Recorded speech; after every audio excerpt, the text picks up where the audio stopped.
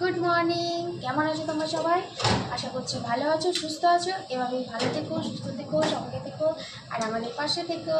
তো নতুন আরেকটি ব্লগে তোমাদের সকলকে স্বাগত আর অনেক অনেক ভালোবাসা নিয়ে শুরু করছি আজকে আর একটা নতুন ব্লগ।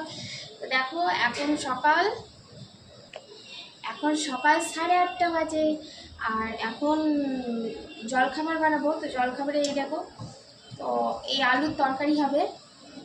এতে শুধু কাঁচা পেঁয়াজ আর কাঁচা লঙ্কা চিড়ে দিয়েছি আর প্রেসারে আলুর তরকারিটা বানাবো। চলো কিভাবে বানাই তোমাদের সাথে শেয়ার করি।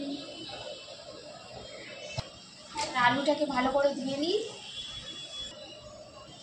আলুগুলোকে ভালো করে ধুয়ে নিয়েছি। এবার এই প্রেসারের মধ্যে দিয়ে দেবো।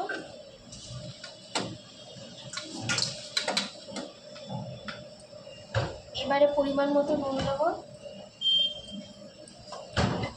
এবারে দিয়ে দিব হলুদ,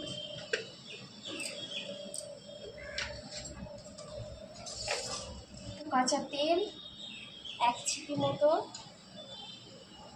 একটু কম দিলাম।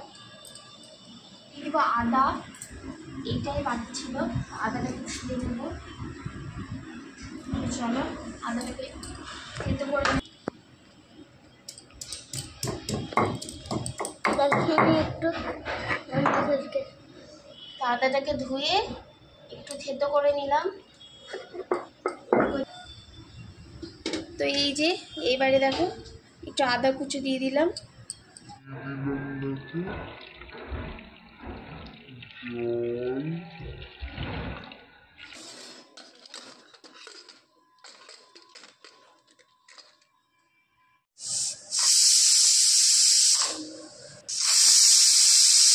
তো চলো এবার প্রেশারটা দেখার পালা। তো মানে কীরকম তরকারিটা হয়েছে চলো চলে।